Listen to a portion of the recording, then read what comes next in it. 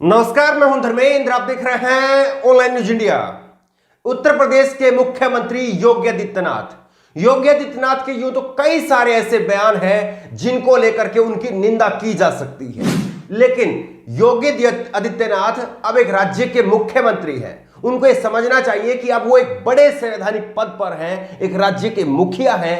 ऐसे में उनको छोटे बयान नहीं देने चाहिए जिस तरह के बयान वो पहले दे चुके हैं। लेकिन उत्तर प्रदेश के मुख्यमंत्री योगी आदित्यनाथ ने विधानसभा के अंदर खड़े होकर के उन्होंने कहा कि विधानसभा अब लाल टोपी वाले, नीली टोपी वाले लोगों की ड्रामा कंपनी बन गई है। ये विधानसभा की अपने आप में जो है वो बेइज्जती है और इसको लेकर के स्पीकर को, वहां पर अध्यक्ष को जो है वो आपत्ति जतानी चाहिए थी। लेकिन वहां पर स्पीकर जो है, वहां पर अध्यक्ष साहब जो हैं वो खुद से इन बातों को सुनते रहे और उन्होंने इस पर कोई संज्ञान नहीं लिया। हालांकि जो है ये बेइज्जती है, इसको, इस बयान को जो है वो हटाना चाहिए वहां से। लेकिन सबसे बड़ा सवाल ये है कि मुख्यमंत्री ने आखिरकार ये कहा क्यों। मुख्यमंत्री ने कहा, योगी आदित्यनाथ ने कहा कि मैं एक कार्यक्रम में गया था, बच्चों का एक कार्यक्रम था, मैं उस कार्यक्रम में गया और वहां पर कुछ पार्टी के लोग जो हैं वो विरोध करने के लिए आ गए और वो पार्टी के लोग जो हैं वो टोपी पहने हुए थे। समाजवादी पार्टी की तरफ जो है उनका इशारा था कि समाजवादी पार्टी के कार्यकर्ता जो हैं वो विरोध करने के लिए आ गए और इसके बाद में एक बच्चे ने सहम करके, डर करके कहा कि देखो मां, वो टोपी वाला गुंडा आ गया है। वैसे तो ये बात जो है वो हजम होती नहीं है कि किसी टोपी पहन करके कोई लोग चले जाए और उसके बाद में कोई बच्चा इस तरह से उसको कहे, ये बात हजम होती नहीं है। लेकिन चलिए मान लेते हैं, लेकिन टोपी से इतनी नफरत योगी आदित्यनाथ को क्यों हो गई, सबसे बड़ा सवाल ये है। क्योंकि टोपी पहनने वाले तो यही लोग हैं और टोपी पहनाने वाले लोग कहते भी यही है कि सबसे ज्यादा टोपियां तो जो है वो बीजेपी ने पहनाई है लोगों को। चाहे बेरोजगारी के मुद्दे पर लोगों को टोपी पहनानी हो, चाहे महंगाई के मुद्दे पर लोगों को टोपी पहनानी हो, इसी तरह से टोपी पहनाने का जो काम है वो नरेंद्र मोदी जी का, योगी का, तमाम बीजेपी की सरकारों का रहा है, ऐसा लोग खुलेआम कहते हैं। लेकिन आप बताइए कि टोपी से योगी आदित्यनाथ को नफरत क्यों हो गई। टोपी तो आरएसएस की पहचान रही है। टोपी तो, बल्कि वो काले रंग की टोपी पहनते हैं और यहां पर तो लाल रंग की, नीले रंग की, हरे रंग की टोपी का आप जिक्र कर रहे हैं, सफेद रंग की टोपी का आप जिक्र कर रहे हैं। तो वो तो उस धार्मिक परंपरा जिसका आप आदर करते हैं उसमें शुभ संकेत माने जाते हैं, शुभ रंग माने जाते हैं। लेकिन काले रंग की टोपी आपकी पहचान रही है। क्या आपने उस काले रंग की टोपी पर तंज कसा है? और मोहन भागवत को जो है इस पर संज्ञान लेना चाहिए कि टोपी के ऊपर आप सवाल क्यों खड़े कर रहे हैं। टोपी तो हमारी पहचान रही है। आप पहले योगी आदित्यनाथ का ये भाषण सुनिए जो उन्होंने विधानसभा के अंदर कहा और उसके बाद में आपको दिखाएंगे कि समाजवादी पार्टी के नेता ने इस पर पलटवार किया और उसके बाद में योगी आदित्यनाथ वहां पर अपना जवाब भी नहीं सुन पाए और भाग गए, विधानसभा से जो है वो भाग गए। वो वीडियो भी आपको दिखाएंगे, लेकिन सबसे पहले आप योगी आदित्यनाथ को सुनिए। एक नई परिपाटी बन गई है और महोदय उन्होंने कहा कि मेरा नाम लिया है इसलिए मैं इस पर पलटवार करूंगा, मेरा हक है, मैं इस पर जवाब दूं। उन्होंने जवाब दिया, लेकिन उनका जवाब सुने बगैर ही योगी आदित्यनाथ विधानसभा को छोड़ करके जाने लगे और उन्होंने बार बार कहा कि आप भाग क्यों रहे हैं, आप भाग क्यों रहे हैं, सवाल सुनकर, जवाब सुनकर के जाइए। आपने सवाल किया था तो जवाब सुनकर के जाइए। लेकिन योगी आदित्यनाथ वहां से आखिरकार क्यों भाग खड़े हुए, आप खुद देखिए।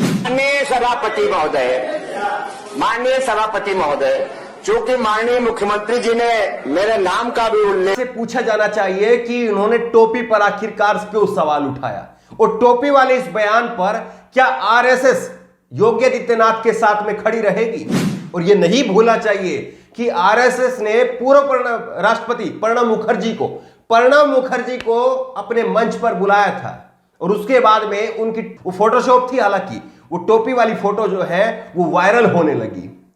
तो क्या आप ये कहेंगे कि राष्ट्रपति जी को, पूर्व राष्ट्रपति प्रणब मुखर्जी जी को बुला करके क्या आरएसएस ने, मोहन भागवत ने भी गलती की थी?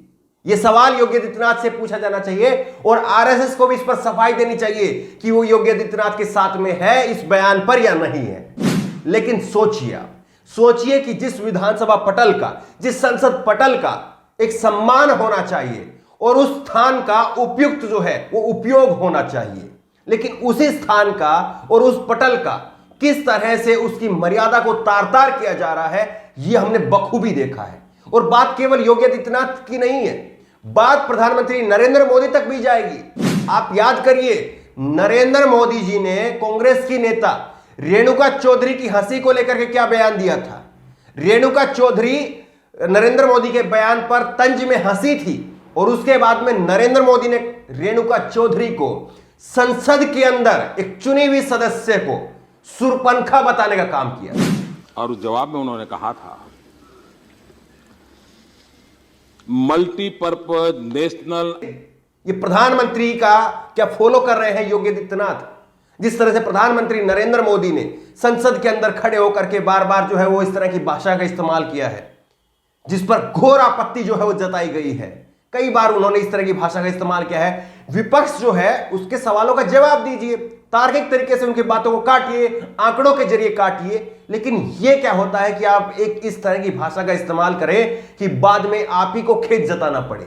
कुल मिलाकर के भाजपा के नेताओं की और आला दर्जा की जो नेता है, हाईकमान के जो नेता हैं, उनकी भाषा का स्तर नीचे लगातार गिरते जा रहा है। बिल्कुल निम्नतम स्तर पर जो है उनकी भाषा का स्तर पहुंच चुका है। इनको सीख लेनी चाहिए डॉक्टर एपीजे अब्दुल कलाम से। डॉक्टर एपीजे अब्दुल कलाम ने मना कर दिया था, वो मुस्लिम थे लेकिन उसके बाद में भी उन्होंने मना कर दिया था इफ्तार पार्टी देने से।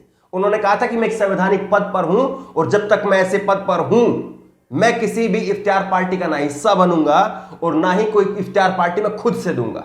ये डॉक्टर एपीजे अब्दुल कलाम ने कहा था। ऐसे ऐसे लोग जो है हमारे देश की शोभा रहे हैं। उन्होंने राष्ट्रपति पद का मान बढ़ाने का काम किया है। ऐसे ऐसे लोगों ने संसद के अंदर जाकर के वहां पर मान सम्मान देने का काम किया है। अटल बिहारी वाजपेयी ने दुर्गा कह करके जो है वो इंदिरा गांधी की प्रशंसा की और नेहरू ने अटल बिहारी वाजपेयी की प्रशंसा की। इस तरह का जो है हमारा विधानसभा के पटल, संसद के पटल का जो है अनेकों उदाहरण हमारे सामने है। लेकिन आज सोचिए कि ये लोग भाषा को किस लेवल पर लेकर के जा रहे हैं और किस तरह की इनकी शैली जो है वो होती जा रही है। ये अपने आप में ही निंदनीय है और सवालों के घेरे में है।